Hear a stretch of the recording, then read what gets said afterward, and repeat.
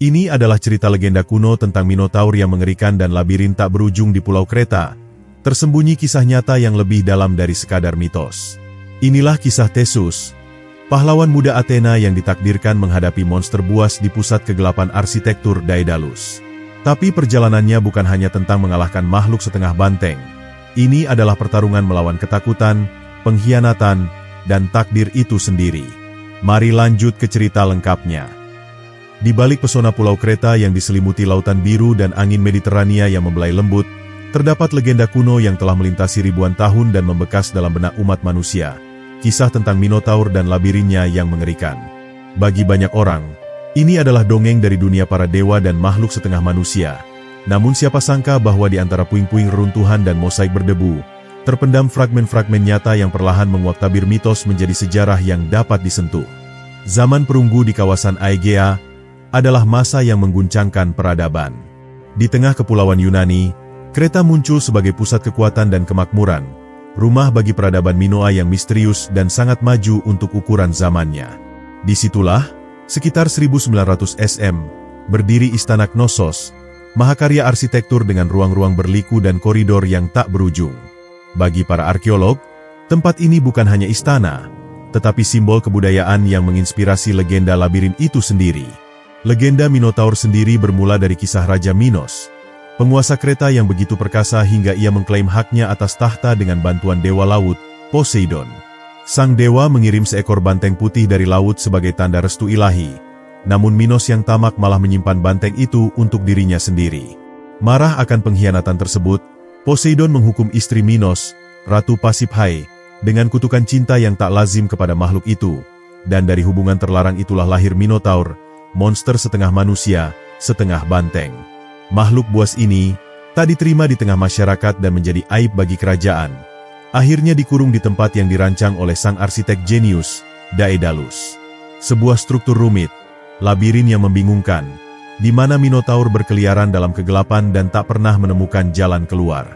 Disinilah fantasi dan kenyataan mulai bercampur, karena Knossos, dengan tangga yang melingkar, lorong-lorong sempit, dan aula besar yang terhubung satu sama lain, benar-benar menyerupai gambaran labirin dalam mitos. Dalam narasi kuno, setiap 9 tahun, kota Athena harus membayar upeti kepada Kreta berupa 7 pemuda dan 7 gadis, yang akan dikorbankan kepada Minotaur. Mitos ini berkembang di tengah ketegangan politik antara kota-kota Yunani, menjadikan kisah ini tidak hanya alegori kekuasaan, tetapi juga refleksi atas dominasi Kreta atas daratan utama Yunani pada masa itu. Inilah yang membuat para sejarawan bertanya-tanya, apakah kisah ini hanya simbol, atau memang ada dasar faktual yang pernah terjadi? Arkeolog Sir Arthur Evans, pada awal abad ke-20, menghidupkan kembali dunia yang terkubur di bawah debu waktu saat ia menggali Knossos. Ia menemukan tembok-tembok yang dihiasi lukisan fresko berwarna-warni, ruang penyimpanan besar, serta simbol-simbol keagamaan yang menunjukkan masyarakat Minoa memuja hewan bertanduk. Disinilah banteng menjadi pusat ritual dan lambang kekuatan ilahi, mengindikasikan bahwa legenda Minotaur mungkin berakar dari praktik keagamaan nyata yang menyertakan pemujaan terhadap banteng. Banyak relief dan lukisan yang menggambarkan olahraga yang disebut bull aping, di mana pemuda melompati banteng dalam upacara berani yang mungkin menjadi cikal bakal dari persembahan manusia dalam mitos. Bukannya dimangsa monster, para pemuda mungkin sebenarnya dikorbankan secara simbolik melalui ritual yang menantang maut. Imajinasi masyarakat kemudian mentransformasikan ritual ini menjadi tragedi mengerikan di dalam labirin bawah tanah yang tak bisa dihindari. Dalam kisah rakyat yang berkembang, tokoh Theseus, pahlawan muda Athena, muncul sebagai harapan untuk mematahkan kutukan. Dengan bantuan Ariadne, putri Raja Minos yang jatuh cinta padanya, Theseus berhasil masuk labirin, membunuh Minotaur, dan keluar berkat benang emas yang mengarahkannya kembali. Ini bukan hanya kisah kepahlawanan, tapi juga pengkhianatan, karena Theseus kemudian meninggalkan Ariadne di Pulau Naxos, menciptakan satu lapis tragedi baru dalam kisah ini yang telah diwariskan turun-temurun. Namun jika kita menyingkap makna simbolis di balik cerita ini, kita menemukan bahwa Minotaur mungkin bukan makhluk sesungguhnya, melainkan manifestasi dari ketakutan kolektif, kemarahan ilahi, atau bahkan kekuasaan tirani. Labirin adalah lambang kompleksitas kekuasaan dan rahasia di balik tembok istana yang tak dapat dijangkau oleh rakyat biasa. Dalam hal ini, Kisah mitologi menjadi semacam pelindung atas fakta-fakta politik dan budaya yang sulit diungkapkan secara terang-terangan. Meski mitos Minotaur tampak fantastis, ia bukan sekadar dongeng belaka. Ia adalah warisan kolektif yang diturunkan dari generasi ke generasi sebagai cara masyarakat memahami dunia mereka, mengatur nilai-nilai, dan membingkai sejarah yang tak selalu mampu ditulis secara jujur. Itulah sebabnya, hingga kini, banyak orang yang masih menggali kebenaran di balik cerita itu, berusaha membedakan antara mitos dan sejarah yang terkubur dalam waktu. Dan saat matahari terbenam di atas reruntuhan Knossos, cahaya jingga yang menyapu batu-batu tua seolah menjadi saksi bisu dari peradaban besar yang pernah berdiri. Di balik indahan itu, bisikan-bisikan masa lalu tetap bergema, tentang cinta yang terlarang, pengkhianatan, ketakutan, dan harapan. Ini baru permulaan dari kisah besar yang akan membawa kita menyelami lorong-lorong tersembunyi dalam sejarah Minotaur. Nama Daedalus kerap muncul dalam bayang-bayang kisah Minotaur, seolah ia hanyalah seorang pengrajin jenius yang menciptakan labirin sebagai kandang bagi monster. Namun kisahnya jauh lebih dalam dan rumit, terjalin erat dengan perubahan nasib, intrik istana, dan penciptaan yang melampaui zamannya. Dalam cerita rakyat Yunani, Daedalus bukan hanya pembuat labirin, melainkan lambang dari manusia yang membangun sesuatu yang tak sepenuhnya ia pahami atau kuasai. Ia menciptakan tempat di mana manusia kehilangan arah, bukan karena dindingnya saja, tetapi karena kehilangan tujuan dan makna di dalamnya. Berasal dari Athena, Daedalus awalnya adalah simbol kemajuan intelektual dan inovasi. Ia adalah sosok yang dihormati karena kecerdasannya, yang mampu menciptakan benda-benda aneh dan luar biasa, patung yang tanpa hidup, mesin-mesin sederhana, dan alat yang mengubah cara manusia bekerja. Namun kejeniusannya juga menjadi sumber iri dan tragedi. Menurut legenda, ia membunuh keponakannya sendiri karena takut tersaingi, dan akibatnya, ia diasingkan dari tanah kelahirannya. Di Kreta, ia menemukan perlindungan sekaligus kutukan. Raja Minos menyambutnya dengan hangat, karena tahu bahwa otak Daedalus bisa dijadikan alat untuk mempertahankan kekuasaan. Disinilah Daedalus mendapat tugas menciptakan sesuatu yang belum pernah ada. Sebuah labirin sedemikian rumit sehingga tidak ada makhluk, bahkan dirinya sendiri, yang bisa keluar setelah masuk. Tantangan ini bukan hanya arsitektural, tetapi juga filosofis. Ia harus membangun tempat untuk mengurung bukan hanya tubuh, tapi juga kebengisan, rasa malu, dan akibat dari kesalahan para penguasa. Desain labirin itu, menurut banyak ahli, mungkin lebih dari sekadar metafora. Berdasarkan sisa-sisa struktur di Knossos, yang terdiri atas lorong-lorong bercabang, ruang bawah tanah gelap, dan tangga spiral yang menuju ke tempat-tempat misterius, banyak yang percaya bahwa labirin itu bukan fiksi belaka. Istana tersebut kemungkinan besar memang dirancang seperti teka-teki raksasa, dengan fungsi religius dan politis tersembunyi. Bagi rakyat, tempat itu bukan hanya kediaman raja, melainkan juga wilayah yang tak terjamah, penuh kekuatan misterius dan mungkin bahaya yang tak terlihat. Daedalus tahu apa yang ia ciptakan. Dalam beberapa versi legenda, ia bahkan menyesali pekerjaannya, merasa bahwa labirin yang ia buat telah menjadi penjara jiwa. Ia menjadi tawanan dari ciptaannya sendiri, sebagaimana Minotaur yang dikurung di dalamnya. Lebih tragis lagi, setelah menyelesaikan labirin, Raja Minos memenjarakan Daedalus dan putranya, Icarus, agar rahasia struktur itu tidak pernah keluar dari Kreta. Seorang pencipta yang dikurung oleh ciptaannya sendiri, simbol ironis dari kejeniusan yang melukai diri sendiri. Pembuatan labirin juga menjadi titik balik dalam dinamika antara manusia dan mitos. Jika sebelumnya manusia takut pada dewa, kini mereka menciptakan makhluk yang lebih mengerikan dari dewa. Minotaur, lahir dari nafsu, kutukan, dan pengkhianatan. Labirin menjadi tempat persembunyian dari dosa tersebut, seolah seluruh peradaban Kreta mencoba menyembunyikan aibnya di kedalaman tanah.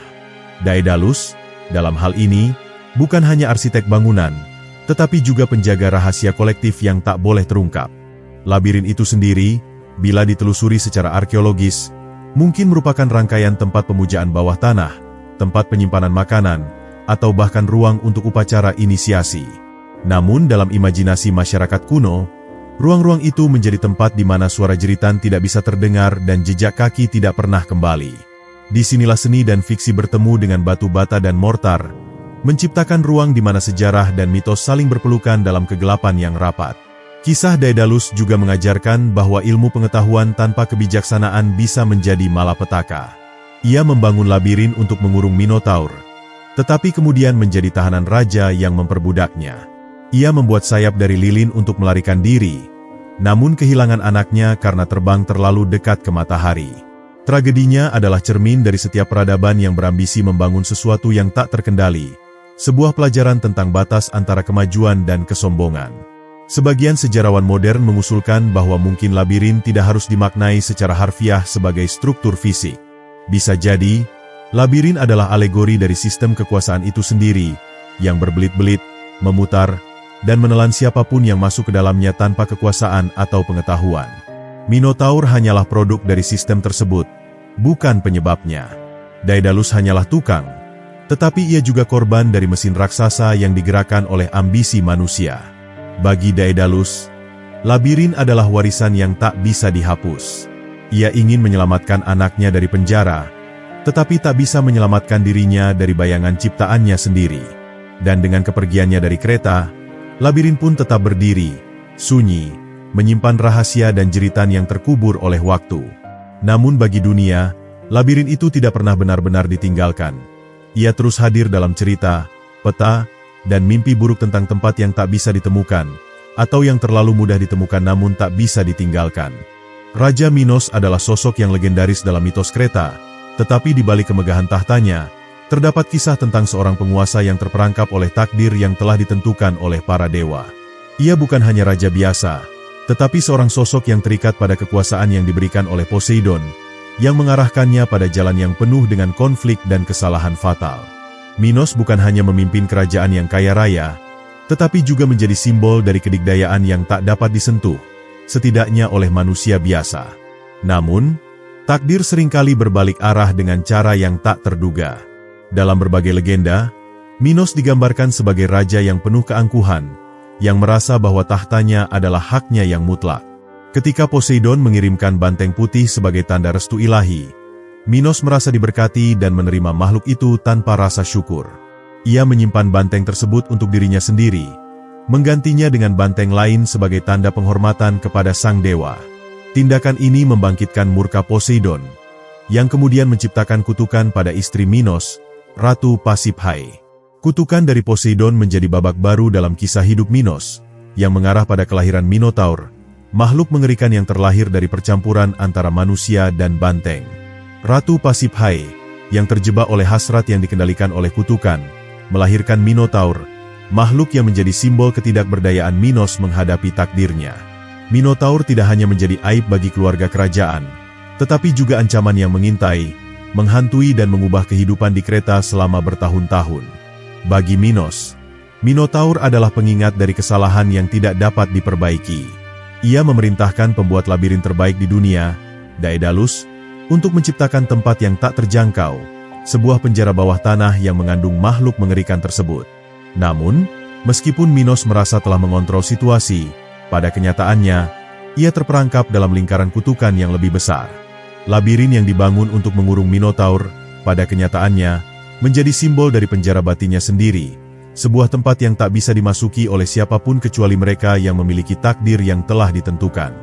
Di luar tembok istana yang megah, masyarakat Kreta menganggap Minos sebagai penguasa yang penuh kekuasaan, namun tak seorang pun tahu bahwa ia menjalani kehidupan yang diliputi oleh ketakutan dan rasa bersalah. Setiap kali rakyatnya merayakan kemenangan, atau ketika armada mereka berlayar ke medan perang, bayang-bayang Minotaur akan selalu menghantui. Sebuah prasangka muncul bahwa raja yang seharusnya menjadi pelindung rakyat, pada kenyataannya, adalah seorang pria yang dihantui oleh rasa takut yang lebih besar daripada musuh apapun. Minos berusaha memperkuat pengaruhnya melalui pernikahan dan persekutuan dengan kerajaan lainnya. Ia menikahi Pasiphae, seorang wanita cantik dan bijaksana, yang ternyata justru menjadi sumber tragedi bagi kerajaan mereka. Tidak hanya karena kutukan dari Poseidon, tetapi juga karena kesalahan pribadi Minos yang meremehkan kekuatan dewa-dewi dalam kehidupan sehari-hari. Minos berusaha mengatasi semuanya dengan memanfaatkan kekuatan diplomatik dan militer yang dimilikinya, tetapi pada akhirnya, ia tidak bisa menghindari kesalahan besar yang telah membentuk takdirnya. Di dalam kekuasaannya, Minos juga dikenal karena kebijakan yang keras, khususnya terhadap negara-negara kota di sekitarnya. Ia memaksa mereka untuk membayar upeti dalam bentuk manusia, yang kemudian dikirim ke Kreta sebagai korban untuk Minotaur. Di sini, politik dan mitologi bertemu dengan cara yang mengerikan. Upeti manusia itu bukan hanya tindakan pengecut, tetapi juga perwujudan dari ketergantungan Minos pada kekuasaan yang didapatkan melalui cara-cara yang tidak manusiawi. Hal ini semakin memperburuk kesan bahwa Minos adalah seorang raja yang terperangkap dalam lingkaran keburukan. Namun, di balik semua itu, ada kerinduan dalam diri Minos untuk memperbaiki kesalahan yang telah dibuat. Beberapa versi mitos menggambarkan bahwa Minos mencari jalan untuk menghapus kutukan yang diterima oleh keluarganya. Sebagian besar upaya ini gagal, karena ia selalu dihadapkan pada kenyataan bahwa takdirnya telah ditulis oleh kekuatan yang lebih besar dari dirinya. Minos tak pernah benar-benar bisa lolos dari bayang-bayang Minotaur yang mengikutinya kemanapun ia pergi, dan labirin yang ia bangun dengan tangan sendiri tetap menjadi simbol dari kesalahannya yang tak terhapuskan. Raja Minos juga tidak bisa melupakan kenyataan bahwa ia kehilangan sebagian besar anak-anaknya akibat perbuatannya sendiri. Dari tragedi tragis ini, lahirlah kisah-kisah baru yang semakin memperumit karakter Minos. Ia kehilangan anaknya, Androgeos, yang dibunuh oleh orang-orang Athena, sebuah tindakan balas dendam yang diminta oleh dewa-dewa, yang kemudian menuntut agar Minos mengirimkan korban untuk menenangkan amarah mereka. Setiap pengorbanan hanya menambah beban rasa bersalah yang ditanggung Minos. Meski begitu, di mata para pemimpin lainnya, Minos tetap dipandang sebagai penguasa yang adil dan bijaksana. Sebagai Raja Kreta, ia berusaha untuk mengatur peradaban yang berkembang pesat di pulau itu. Kekayaannya tidak hanya berasal dari perdagangan dan pertanian, tetapi juga dari kemajuan teknologi, seni, dan budaya yang ditanamkan oleh masyarakat Minoa. Namun, dengan segala prestasi itu, Minos tetap tidak pernah bisa menghindari kenyataan bahwa ia adalah raja yang terperangkap, dibelenggu oleh keputusan yang dibuatnya bertahun-tahun lalu. Sebagai seorang raja, Minos akhirnya menjadi simbol dari prinsip kekuasaan yang tidak bisa lepas dari takdir dan konsekuensi. Takdir yang ditentukan oleh dewa-dewi tidak bisa dihindari, dan meskipun kekuasaan Minos begitu besar, ia harus menghadapi kenyataan bahwa ia tidak pernah benar-benar bebas dari beban kesalahan. Ia hanyalah seorang manusia yang diperbudak oleh ambisi, kutukan, dan sejarah yang telah mengukir namanya dengan cara yang tidak dapat diubah. Di bawah langit biru Mediterania yang cerah, Pulau Kreta terlihat seperti surga yang mengapung di laut, namun jauh di dalamnya tersembunyi bayang-bayang kisah kelam tentang pengorbanan manusia yang menjadi bagian dari sistem kekuasaan yang tak terhindarkan. Bagi rakyat Kreta, kekuasaan Raja Minos adalah sebuah kenyataan yang tak bisa dibantah. Namun bagi mereka yang terpilih untuk menghadap Minotaur, itu adalah kutukan yang tak bisa dihindari. Ritual pengorbanan yang dilakukan setiap 9 tahun sekali merupakan bagian integral dari kehidupan mereka, dan meskipun upeti ini tampak sebagai kewajiban agama, pada kenyataannya, ia adalah simbol dari penghinaan dan penindasan yang berakar dalam politik dan kekuasaan. Pengorbanan manusia kepada Minotaur menjadi bagian dari tradisi yang diwariskan turun-temurun, sesuatu yang dianggap sebagai bagian dari keseimbangan alam dan hubungan manusia dengan dewa-dewa. Setiap 9 tahun, 7 pemuda dan 7 gadis dari Athena dipilih untuk dibawa ke Kreta sebagai korban. Mereka tidak hanya dipilih karena keberanian mereka atau karena kualitas individu mereka, tetapi lebih karena mereka merupakan simbol dari penyerahan kepada kehendak takdir. Para pemuda ini, meskipun tidak tahu apa yang akan mereka hadapi, harus berjalan menuju labirin, tempat mereka akan menemui nasib mereka. Ritual ini bukan sekadar upacara pengorbanan yang diatur oleh Raja Minos, melainkan juga sebagai cara untuk menegaskan kekuasaan Minos atas dunia luar. Sebagai penguasa yang dihormati, Minos membutuhkan cara untuk menunjukkan kepada dunia bahwa ia adalah penguasa yang tidak dapat diganggu-gugat, bahkan oleh dewa-dewa. Oleh karena itu, upeti manusia bukan hanya sekadar korban, tetapi juga bagian dari permainan politik yang lebih besar, di mana Kreta memanipulasi ketakutan dan rasa hormat dari kerajaan-kerajaan sekitarnya. Bagi rakyat Athena, pengorbanan ini adalah harga yang harus dibayar untuk membayar kesalahan yang dibuat oleh leluhur mereka. Mitos ini mengandung pesan tentang harga yang harus dibayar untuk dosa masa lalu dan bagaimana suatu perbuatan bisa memiliki dampak yang meluas hingga generasi mendatang. Tidak ada yang dapat menghindar dari pengorbanan ini, karena itu adalah aturan yang ditetapkan oleh dewa-dewa. Dan meskipun mereka tahu bahwa nasib mereka hampir pasti mengarah pada kematian, mereka harus melangkah maju dengan kepala tegak. Namun, tak ada yang dapat mempersiapkan mereka untuk apa yang akan mereka hadapi di dalam labirin. Bagi mereka yang berani memasuki tempat gelap itu, perjalanan mereka bukan hanya tentang mencari jalan keluar, tetapi juga tentang menemukan arti dari kehidupan dan kematian, antara harapan yang hampir tidak ada dan ketakutan yang meresap dalam setiap langkah. Dengan setiap langkah yang mereka ambil, mereka seolah-olah meninggalkan dunia yang lebih terang, memasuki kegelapan yang penuh dengan teka-teki dan bahaya yang tak terbayangkan. Dalam beberapa versi mitos, mereka yang terpilih untuk dikirimkan ke kereta diberi sedikit harapan untuk bertahan hidup. Mereka diberi senjata, alat, atau petunjuk yang dimaksudkan untuk membantu mereka mengalahkan Minotaur, namun tidak ada jaminan bahwa mereka akan berhasil. Sebaliknya, mereka adalah bagian dari ritual yang lebih besar. Pengorbanan mereka adalah bagian dari sebuah peta takdir yang tidak bisa diubah. Dalam konteks ini, mereka bukan lagi individu, tetapi simbol dari sesuatu yang lebih besar. Ketidakberdayaan di bawah kekuasaan mutlak. Minos tidak hanya mengandalkan ritual ini untuk mempertahankan kekuasaannya, tetapi juga untuk memastikan bahwa rakyatnya tetap terikat dalam rasa takut yang mendalam. Labirin itu sendiri, meskipun dipenuhi dengan jalinan jalan yang rumit, adalah lambang dari kekuasaan yang tertutup dan penuh misteri. Minos tidak hanya menyembunyikan Minotaur di dalamnya, tetapi juga menutup-nutupi keadilan dan kebenaran yang tak terungkap.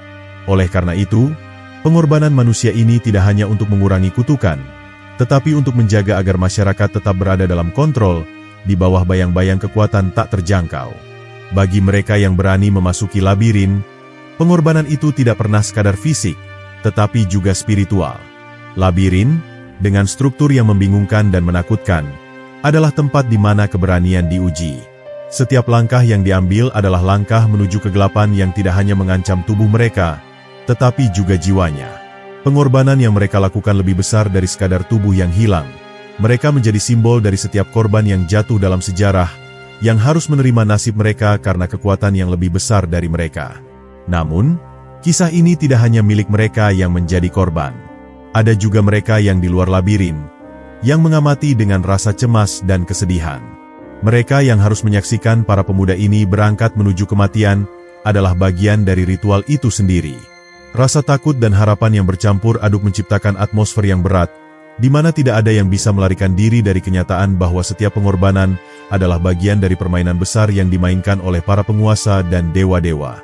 Ritual pengorbanan ini mencerminkan pandangan dunia yang sangat berbeda dari pandangan kita saat ini. Bagi orang-orang di Kreta dan Athena, pengorbanan ini adalah bagian dari kehidupan yang tak terhindarkan. Mereka tidak menganggapnya sebagai sesuatu yang salah, tetapi sebagai bagian dari keberadaan mereka yang lebih besar. Pengorbanan ini adalah cara untuk menjaga keseimbangan alam dan menghormati para dewa, meskipun dalam prosesnya mereka juga mengorbankan kehidupan manusia untuk memuaskan kehendak takdir. Dengan berjalannya waktu, pengorbanan ini pun mulai membentuk gambaran masyarakat yang semakin terhubung dengan mitos dan takdir. Ketakutan terhadap Minotaur, yang menjadi simbol dari kekuasaan yang tak terjangkau, menjadikan masyarakat Kreta semakin tertutup dan terisolasi dari dunia luar. Mereka yang berada di dalamnya terperangkap dalam narasi besar yang mengatur hidup mereka. Sebuah narasi yang diceritakan melalui pengorbanan, yang akhirnya menjadi inti dari peradaban mereka. Sebuah peradaban yang terus berputar dalam lingkaran tak terputus antara kehidupan dan kematian, antara pengorbanan dan kekuasaan. Nama Theseus tidak bisa dipisahkan dari kisah Minotaur dan labirin Kreta. Ia adalah pahlawan yang dalam banyak cara melampaui batasan zaman dan mitos. Kehadirannya di Kreta bukan hanya untuk menyelamatkan Athena dari ketidakadilan yang telah berlangsung bertahun-tahun, tetapi juga sebagai simbol perlawanan terhadap kekuasaan yang tampaknya tak terkalahkan. Theseus datang ke Kreta sebagai bagian dari upeti yang dikirim oleh Athena, tetapi di balik tujuannya yang tampak sederhana, ada sebuah niat besar yang tak terucapkan, untuk mengakhiri penderitaan yang dihadapi rakyatnya, untuk menghadapi kekuatan yang bersembunyi di dalam labirin, dan untuk mengubah nasib yang telah ditentukan oleh dewa-dewa. Setiap langkah Theseus menuju Kreta adalah langkah menuju takdir yang tak pasti. Ia bukan hanya seorang pemuda yang berani, tetapi seorang tokoh yang dipilih oleh dewa-dewa, terutama oleh Athena, untuk membawa keseimbangan antara manusia dan kekuasaan yang ada di Kreta. Berbeda dengan mereka yang telah datang sebelumnya, Theseus tidak sekadar menerima nasibnya. Ia datang dengan tekad untuk menantang takdir yang telah ditetapkan, untuk menyingkap rahasia yang tersembunyi di balik tembok-tembok labirin, dan untuk menghancurkan tirani Minos yang telah menyiksa rakyatnya. Saat ia pertama kali memasuki istana Kreta, Theseus tak hanya membawa senjata dan keberanian, tetapi juga kecerdasan yang luar biasa. Ia tahu bahwa untuk mengalahkan Minotaur, ia harus lebih dari sekadar bertarung dengan kekuatan fisik. Daedalus, pembuat labirin, meskipun terkurung di istana yang sama, memberi Theseus petunjuk tentang cara mengalahkan Minotaur. Dengan bantuan benang yang diberikan oleh Ariadne, putri Minos, Theseus mendapatkan kunci untuk bertahan hidup di dalam labirin, sebuah simbol dari kecerdasan manusia yang lebih besar daripada kegelapan yang dibangun oleh kekuasaan dan kejahatan. Ariadne, yang jatuh cinta pada Theseus, memainkan peran penting dalam perjalanan ini. Bagi Ariadne, memberikan benang itu bukan sekadar tindakan cinta, tetapi juga pengorbanan pribadi. Dalam beberapa versi kisah ini, Ariadne merasa terjebak dalam takdir yang telah ditentukan untuknya, sebagai putri Minos yang tak dapat melarikan diri dari bayang-bayang ayahnya. Memberikan bantuan kepada Theseus adalah satu-satunya cara bagi Ariadne untuk melarikan diri dari kehidupan yang penuh penderitaan di Kreta.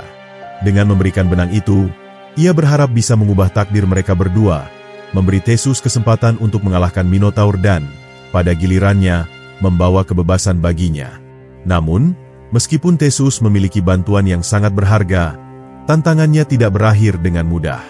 Labirin itu, dengan jaringannya yang rumit dan jalannya yang membingungkan, bukanlah hanya tentang menemukan jalan keluar. Setiap lorong yang dihadapi oleh Theseus adalah ujian dari ketahanan fisik dan mental. Tidak hanya fisiknya yang diuji, tetapi juga tekad dan akal budi yang harus mengalahkan rintangan yang ada di setiap sudut. Minotaur bukan hanya monster fisik, tetapi juga simbol dari kekuatan-kekuatan yang tak terjangkau yang mengatur kehidupan manusia, kekuatan yang mencoba untuk mengubah takdir. Minotaur, yang telah terkurung selama bertahun-tahun, adalah hasil dari pengkhianatan, nafsu, dan kutukan. Ia adalah makhluk yang tampaknya tidak memiliki harapan, yang diciptakan untuk menjadi simbol dari kesalahan masa lalu, tetapi kini ia menjadi makhluk yang harus dihadapi oleh Theseus. Di dalam labirin, Minotaur bukan hanya menghadang dengan tubuh besar dan tanduk yang tajam, tetapi juga dengan simbol dari ketakutan manusia terhadap hal yang tak dapat dipahami, terhadap kekuatan yang melampaui mereka. Bertarung dengan Minotaur berarti bertarung dengan takdir yang telah terbentuk di luar kendali siapapun. Saat akhirnya Theseus bertemu dengan Minotaur di jantung labirin, pertempuran yang terjadi adalah lebih dari sekadar duel antara pahlawan dan monster. Itu adalah pertarungan simbolis antara harapan dan keputusasaan, antara takdir yang telah ditentukan dan kemungkinan untuk mengubahnya. Minotaur, meskipun dilahirkan dari kesalahan dan kutukan, memiliki kekuatan fisik yang luar biasa. Namun, Theseus, dengan kecerdasannya dan tekad yang tak tergoyahkan, mampu mengalahkannya.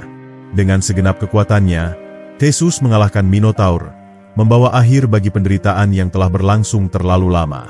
Kemenangan Theseus tidak hanya menandakan keberhasilan dalam mengalahkan monster yang menakutkan, tetapi juga kemenangan atas ketakutan yang telah merajai masyarakat Kreta selama bertahun-tahun. Minotaur yang sebelumnya menjadi simbol dari ketidakberdayaan, kini berubah menjadi simbol dari keberanian dan tekad manusia untuk mengubah nasib mereka. Bagi Theseus, itu adalah kemenangan yang lebih besar dari sekadar fisik. Itu adalah kemenangan mental dan spiritual, sebuah pembuktian bahwa dengan tekad dan bantuan dari mereka yang mencintainya, ia bisa mengubah jalan takdir yang telah ditulis.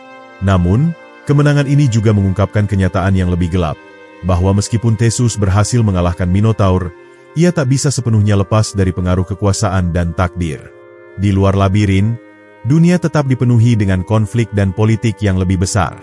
Setelah meninggalkan Kreta bersama Ariadne, Theseus harus menghadapi kenyataan baru yang akan menguji keberaniannya lebih jauh.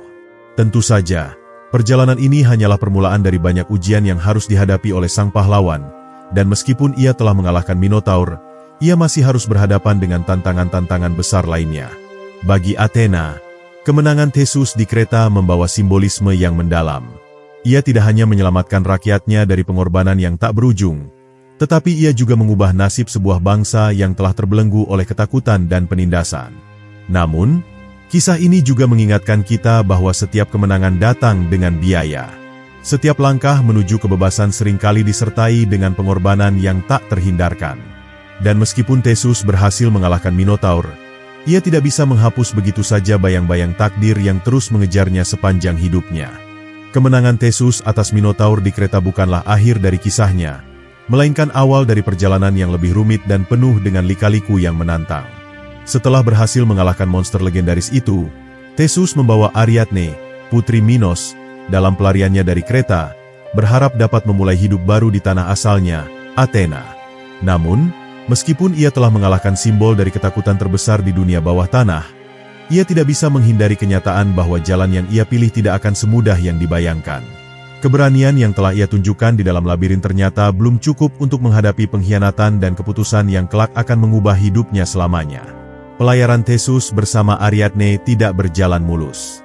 Setelah berlayar beberapa waktu, mereka tiba di sebuah pulau terpencil yang dikenal sebagai Naxos, sebuah tempat yang kemudian akan menjadi titik balik dalam kisah hidup mereka. Disinilah, dalam keheningan laut yang tenang dan pemandangan yang indah, Theseus harus menghadapi sebuah pengkhianatan yang tak terduga. Ariadne, yang telah memberikan bantuan besar padanya, tiba-tiba ditinggalkan oleh Theseus dalam tidur yang mendalam, ditinggalkan tanpa penjelasan. Kepergian ini terjadi dalam keadaan yang sangat tragis, sebuah perpisahan yang akan menjadi bagian dari kisah cinta yang penuh dengan pengkhianatan, keputusan buruk, dan rasa kehilangan yang dalam. Peninggalan Ariadne di Naxos adalah salah satu episode paling kontroversial dalam mitos Theseus. Berbagai versi dari cerita ini menggambarkan Theseus sebagai seorang pahlawan yang penuh dengan kesalahan, terjebak dalam ketidakmampuannya untuk menghargai mereka yang telah membantunya.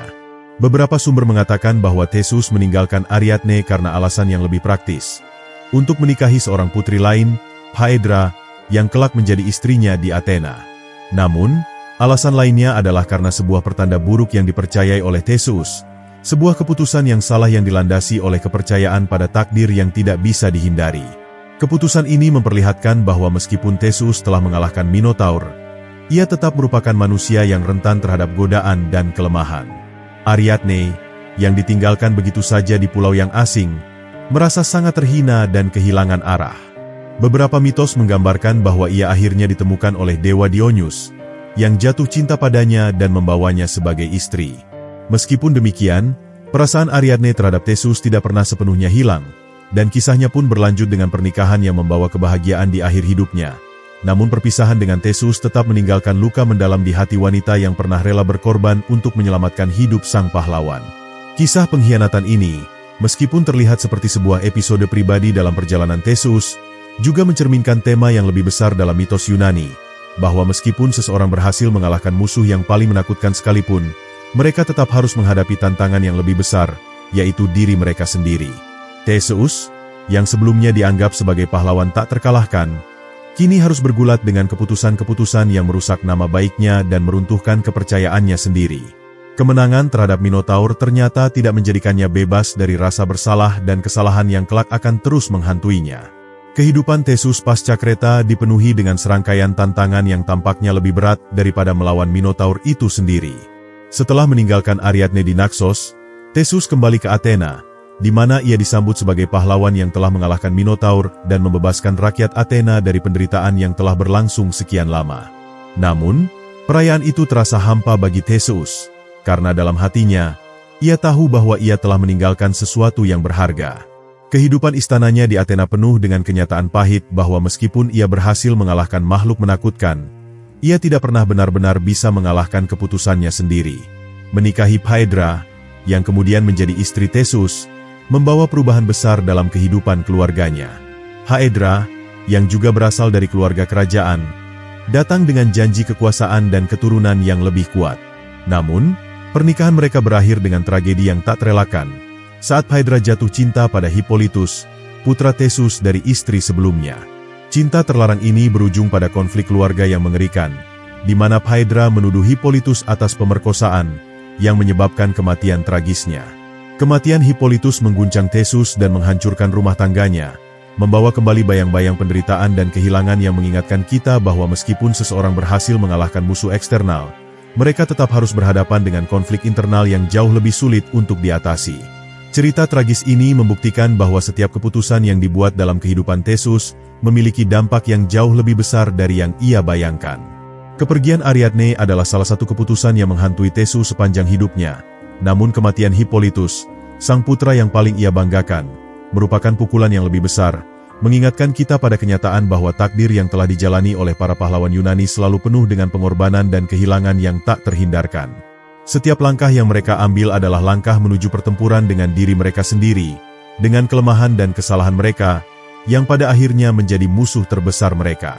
Kehidupan Theseus setelah kemenangan di Kreta juga menunjukkan ketidakmampuannya untuk melarikan diri dari bayang-bayang kekuasaan dan takdir yang telah ditetapkan.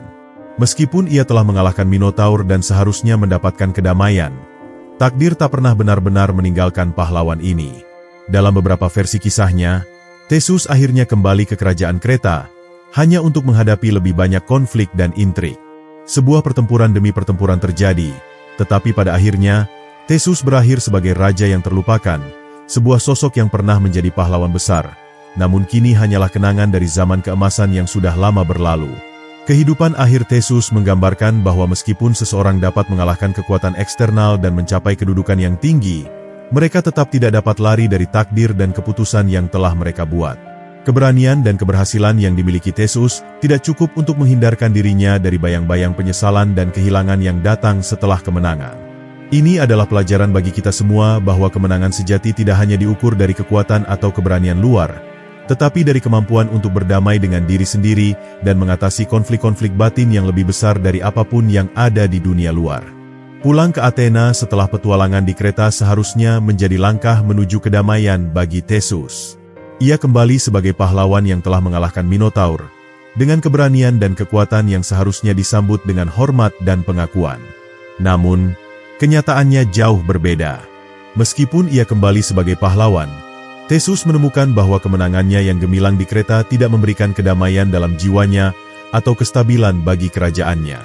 Sebaliknya, ia mendapati bahwa banyak dari konflik dalam hidupnya justru baru dimulai, dan bayang-bayang dari masa lalunya terus mengejarnya, menghantuinya bahkan dalam saat-saat yang seharusnya menjadi waktu untuk merayakan kemenangan. Setelah kembali ke Athena, Theseus segera menyadari bahwa meskipun ia dikenal sebagai pembebas dari Minotaur, kekuasaan dan pengaruhnya tidak membuatnya kebal terhadap masalah internal yang menghancurkan. Ia mengemban tugas berat sebagai raja, memimpin rakyatnya dengan kebijakan yang sering kali dipertanyakan. Meskipun ia terkenal karena keberaniannya, tak jarang ia merasa dikhianati oleh mereka yang ia percayai.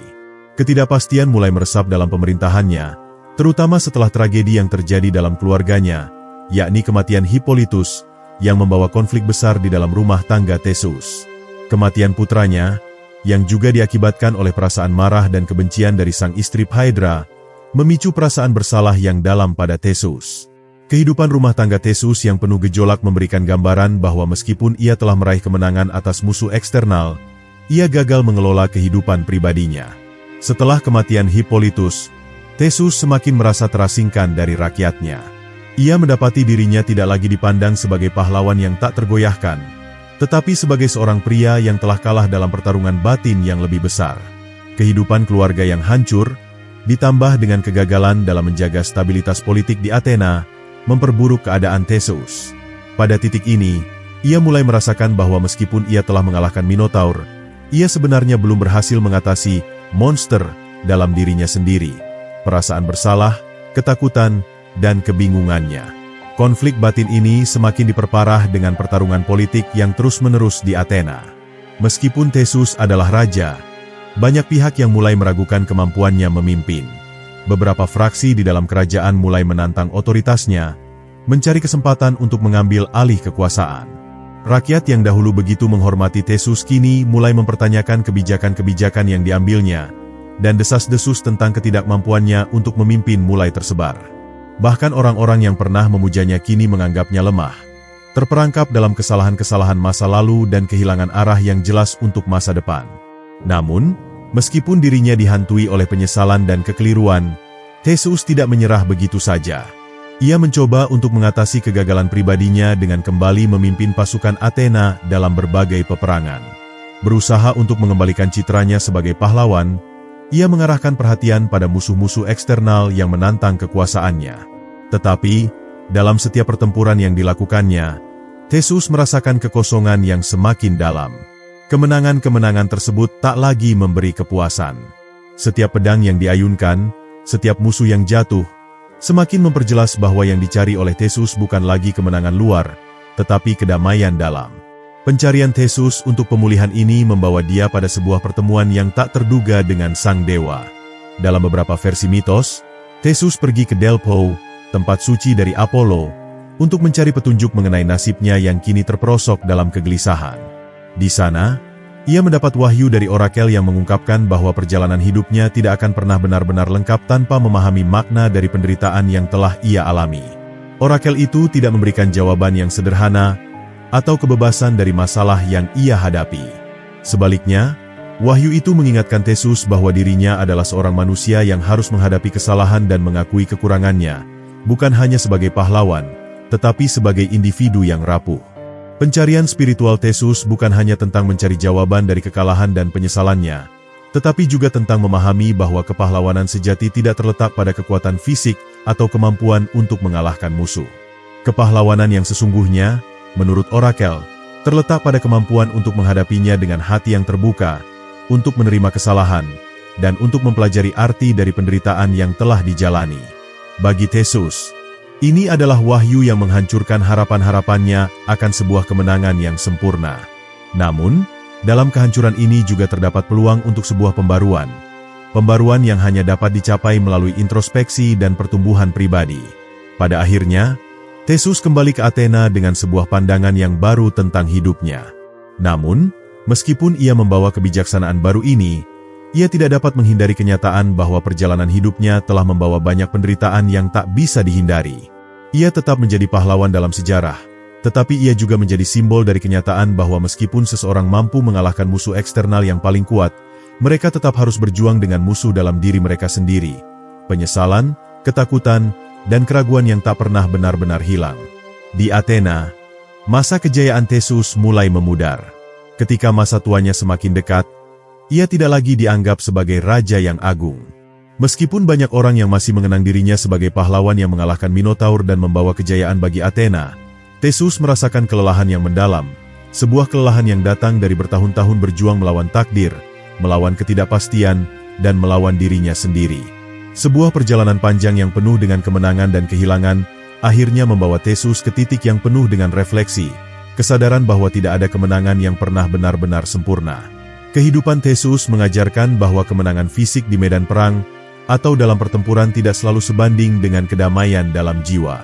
Seiring berjalannya waktu, Theseus menyadari bahwa pencarian untuk menjadi pahlawan sejati bukanlah tentang mengalahkan musuh di luar, tetapi tentang mengalahkan musuh dalam diri sendiri.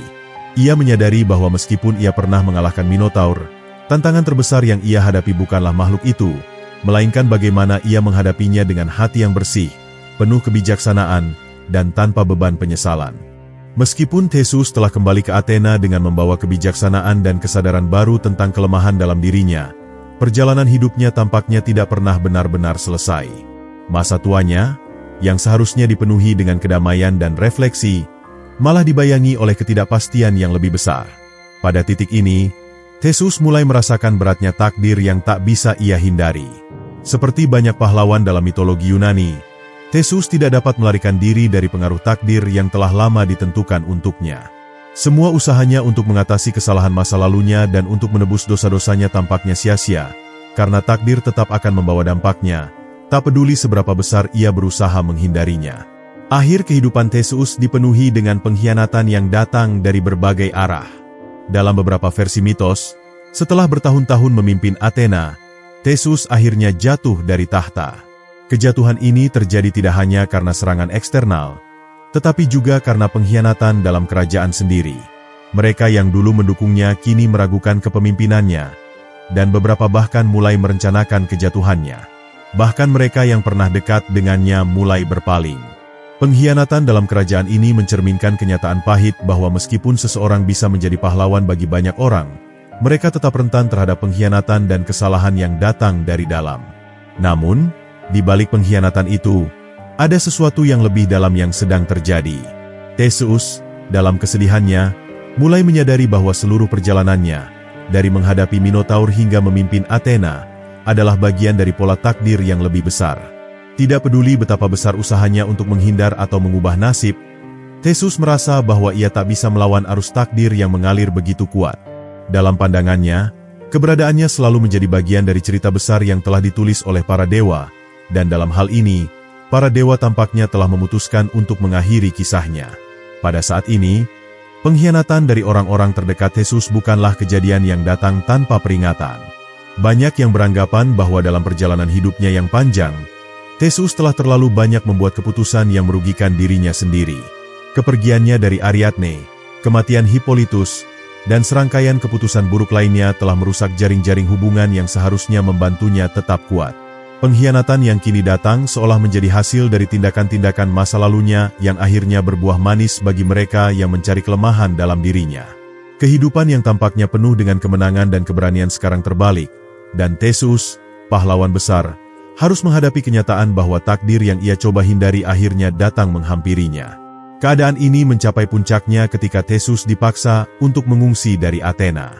Kerajaan yang pernah ia pimpin kini dipenuhi dengan kebencian terhadapnya, dan ia dipaksa untuk meninggalkan kota yang telah menjadi rumahnya selama bertahun-tahun. Sementara itu, orang-orang yang pernah bersumpah setia padanya kini memalingkan muka. Perasaan kecewa dan dikhianati mendalam. Meskipun ia mencoba untuk menghadapi perasaan ini dengan keberanian, kenyataan yang keras bahwa ia telah kehilangan segala sesuatu yang ia perjuangkan, dari keluarga, kerajaan, hingga citranya sebagai pahlawan, merupakan pukulan yang tak bisa disembuhkan. Ia mulai merasakan bahwa takdir yang menghantui hidupnya tidak dapat dilawan, dan apapun yang telah ia coba lakukan hanya akan berakhir dengan kesendirian. Meskipun pada akhirnya Theseus harus menerima pengasingannya, ia tidak sepenuhnya menyerah pada nasibnya. Dalam pengasingan, ia berusaha untuk mencari tempat baru di mana ia bisa melanjutkan hidupnya dan meninggalkan masa lalunya yang penuh dengan kegagalan dan penyesalan. Namun, meskipun ia berusaha untuk memulai kembali, bayang-bayang dari keputusan-keputusan buruk dan pengkhianatan yang pernah ia alami terus menghantuinya. Sebuah perasaan bahwa ia telah gagal dalam menjalani takdir yang lebih besar selalu menyertai langkah-langkahnya. Bahkan di tempat yang baru, ia merasa bahwa ia tetap terperangkap dalam jerat takdir yang telah ditentukan untuknya. Pada akhir hidupnya, Theseus menjadi simbol dari kenyataan pahit bahwa meskipun seseorang mampu menghadapi tantangan besar dan mencapai kemenangan besar, mereka tetap akan dihadapkan pada kenyataan bahwa takdir akan selalu memiliki kendali atas hidup mereka. Ketidakmampuan untuk menghindari pengkhianatan dan kegagalan menjadi cerminan dari ketidakberdayaan manusia di hadapan kekuatan yang lebih besar, yang tak bisa diprediksi atau dikendalikan. Di hadapan takdir yang lebih besar ini, semua usaha dan perjuangan Theseus tampaknya sia-sia. Meskipun ia mengalahkan Minotaur dan membawa kemajuan bagi Athena, pada akhirnya ia tidak bisa menghindari kenyataan bahwa semua pencapaiannya hanya sementara dan tak bisa melawan kehendak takdir yang lebih besar. Kematian Theseus datang dalam kesendirian, jauh dari keramaian Athena yang pernah menjadi tempat kejayaannya. Beberapa versi mitos mengatakan bahwa ia mati di Pulau Skyros, di mana ia dijatuhkan ke jurang oleh Lycomedes, seorang raja yang mengkhianatinya. Takdir yang lebih besar akhirnya mencapai Theseus, dan ia mengakhiri hidupnya dalam cara yang tidak berbeda jauh dari cara hidupnya, terisolasi, dilupakan, dan dikhianati.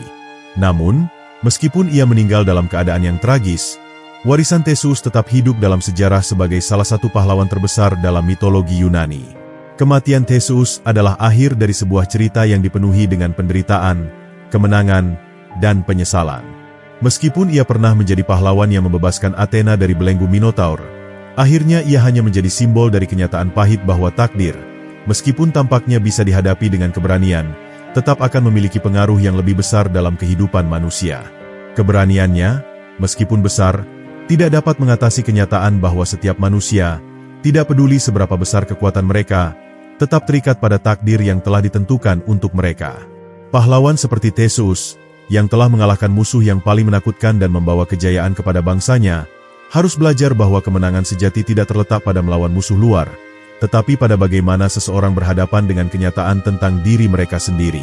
Semua perjalanan panjang dan penderitaan yang dialami oleh Theseus mengajarkan kita bahwa meskipun kemenangan besar bisa diraih, takdir akan selalu menjadi bagian dari perjalanan hidup kita, sebuah perjalanan yang penuh dengan misteri, pengorbanan, dan akhirnya, penerimaan. Setelah kematian Theseus, dunia yang pernah ia kenal berubah drastis. Kepergiannya meninggalkan kekosongan besar di Athena, kota yang pernah dipimpin dengan keberanian dan semangat juang yang luar biasa. Meskipun banyak orang yang mengenang dirinya sebagai pahlawan, ada juga yang melihatnya sebagai raja yang gagal, seorang manusia yang terperangkap dalam takdir yang tak dapat ia hindari. Namun, dalam waktu yang relatif singkat setelah kematiannya, warisan Theseus berkembang menjadi sesuatu yang lebih besar dari sekadar kenangan akan kemenangan di Kreta. Ia menjadi simbol dari sebuah perjalanan yang penuh dengan pengorbanan, penyesalan, dan pencarian makna hidup. Tidak ada keraguan bahwa Theseus adalah salah satu tokoh paling terkenal dalam mitologi Yunani, dan kisah hidupnya yang penuh dengan petualangan telah menjadi sumber inspirasi bagi banyak generasi setelahnya. Tetapi, lebih dari sekadar menjadi pahlawan yang mengalahkan Minotaur, Theseus menggambarkan sisi manusia yang lebih kompleks, penuh dengan kelemahan dan ketakutan yang tidak bisa disangkal. Dalam setiap kemenangan yang ia raih, ada juga kegagalan yang harus dihadapi. Warisannya tidak hanya mengajarkan tentang keberanian dan ketangguhan, tetapi juga tentang kerentanan dan kekalahan yang tak terhindarkan, yang merupakan bagian dari eksistensi manusia. Salah satu aspek paling mendalam dari warisan Theseus adalah peranannya dalam membentuk identitas Athena sebagai pusat peradaban.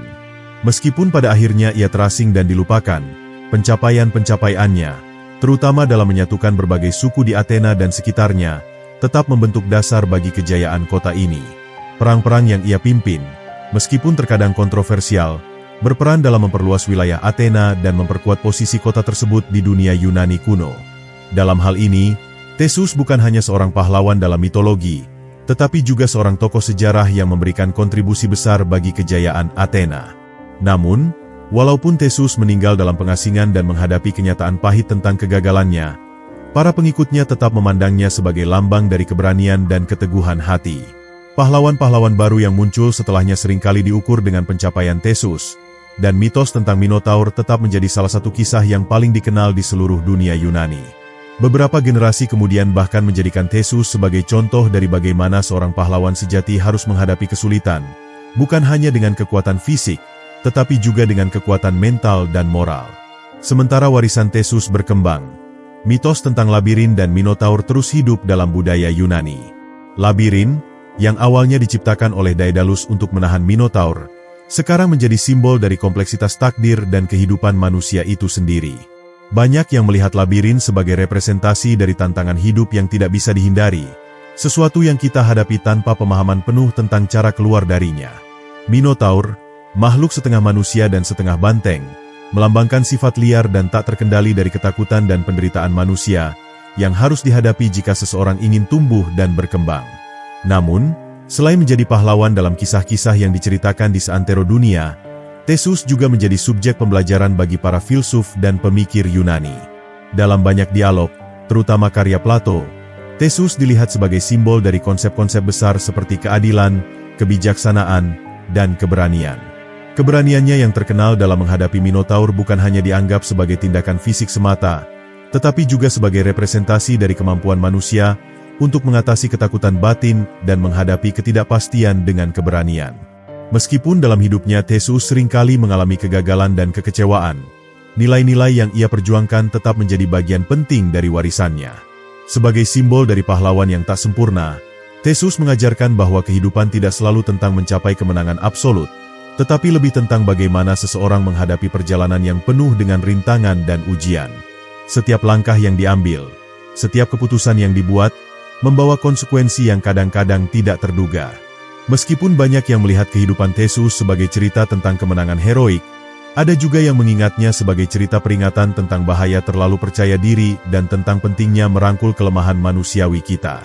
Warisan Theseus, dengan semua kompleksitas dan kekurangannya, tetap menjadi pelajaran berharga tentang perjalanan manusia itu sendiri.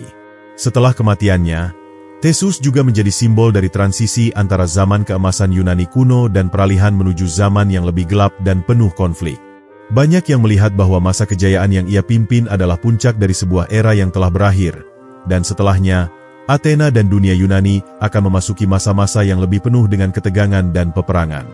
Perubahan ini mencerminkan realitas sejarah yang tak terelakkan, bahwa kekuasaan dan kejayaan suatu bangsa atau individu pasti akan berakhir, dan dalam kesudahannya, hanya kenangan dan warisan yang tetap hidup.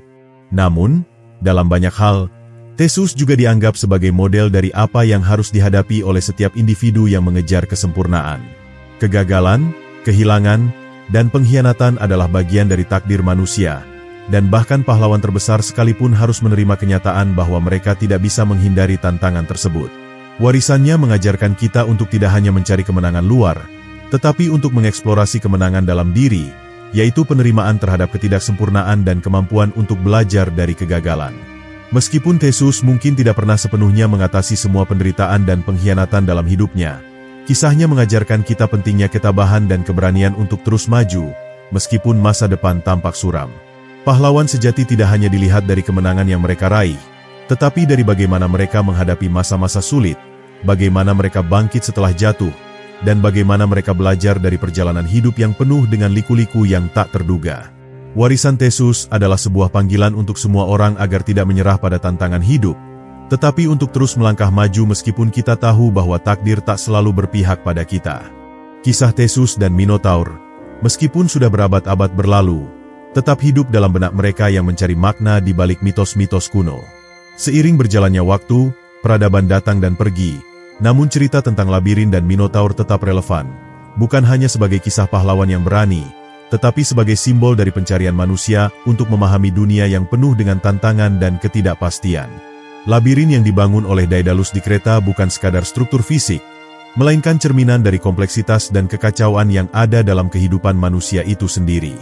Kisah Theseus mengajarkan bahwa hidup ini penuh dengan rintangan yang tampaknya tak teratasi, bagaikan labirin yang tak berujung, penuh dengan jalan buntu dan belokan yang membingungkan. Namun, seperti yang dilakukan Theseus, manusia harus berani menghadapi setiap jalan yang terhampar di depan mereka. Tidak peduli seberapa besar rintangan itu, tidak peduli seberapa banyak kesulitan yang harus dihadapi, kita semua memiliki kapasitas untuk mencari jalan keluar, untuk menemukan solusi di tengah kebingungannya, meskipun kita tahu bahwa setiap langkah penuh dengan ketidakpastian. Cerita Theseus juga mengingatkan kita bahwa tidak ada perjalanan hidup yang bebas dari kesalahan dan kegagalan. Meskipun Theseus berhasil mengalahkan Minotaur dan mengembalikan kehormatan Athena, ia juga mengalami banyak kesulitan, dari pengkhianatan yang datang dari orang-orang terdekat hingga penderitaan yang datang dari pengambilan keputusan yang keliru. Ini adalah bagian dari realitas hidup. Setiap orang, tak peduli seberapa besar keberaniannya atau seberapa besar pencapaiannya, akan dihadapkan pada kegagalan. Namun, penting untuk memahami bahwa kegagalan bukanlah akhir dari segalanya, melainkan bagian dari perjalanan yang harus dijalani. Tidak ada kemenangan sejati tanpa adanya kesulitan dan tantangan yang harus dihadapi. Namun, lebih dari sekadar kisah tentang pahlawan dan petualangan, cerita Theseus dan Minotaur mengajarkan kita tentang pentingnya keberanian dalam menghadapi ketakutan dalam diri sendiri.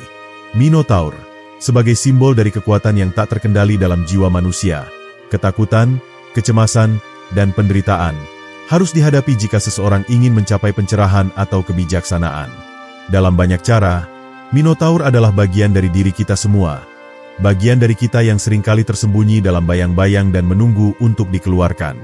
Menghadapi Minotaur bukan hanya tentang mengalahkan makhluk fisik, tetapi juga tentang menghadapi bagian-bagian dari diri kita yang paling kita takuti. Setelah semua yang dialami Theseus, satu hal yang pasti adalah bahwa pahlawan sejati bukanlah mereka yang tak pernah jatuh, tetapi mereka yang selalu bangkit kembali setelah jatuh. Ini adalah pelajaran terbesar yang dia tinggalkan. Meskipun kehidupannya berakhir dengan pengkhianatan dan kesendirian, Theseus tetap mengajarkan kita bahwa setiap orang dapat belajar dari kesalahan mereka dan terus maju meskipun dunia tampaknya menentang mereka. Kita semua menghadapi labirin kehidupan kita sendiri, dan terkadang kita terjebak dalam kebingungannya, merasa tak ada jalan keluar. Tetapi seperti Theseus, kita bisa terus mencari jalan, dan mungkin, pada akhirnya, kita akan menemukan jalan keluar yang tidak kita harapkan. Di akhir cerita ini, kita melihat bahwa Theseus bukan hanya pahlawan dalam arti fisik, tetapi juga dalam arti moral dan psikologis. Keberaniannya bukan hanya terlihat dalam kekuatan tubuhnya, tetapi dalam kemampuannya untuk menghadapi tantangan batin yang jauh lebih besar. Dalam menghadapi Minotaur, Theseus tidak hanya melawan makhluk buas, tetapi juga melawan ketakutan dan kelemahan dalam dirinya. Ini adalah perjalanan yang mengajak kita semua untuk melihat lebih dalam pada diri kita sendiri, untuk menghadapi bagian-bagian dari jiwa kita yang paling gelap dan paling sulit, dan untuk mencari keberanian untuk menghadapinya dengan kepala tegak. Pada akhirnya, warisan Theseus adalah lebih dari sekadar kemenangan atas Minotaur.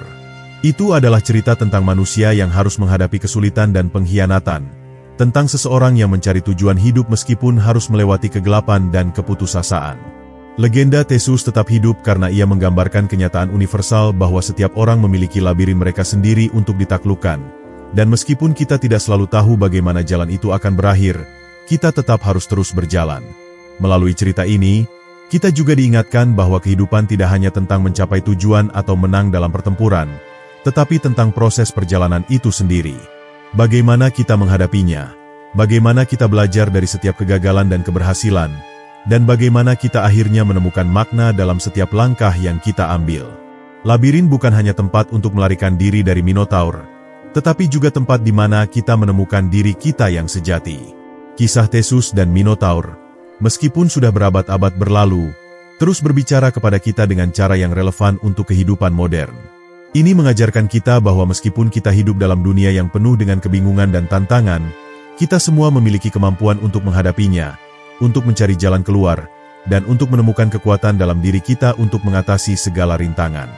Legenda ini bukan hanya tentang masa lalu, tetapi juga tentang bagaimana kita hidup dan bertumbuh hari ini.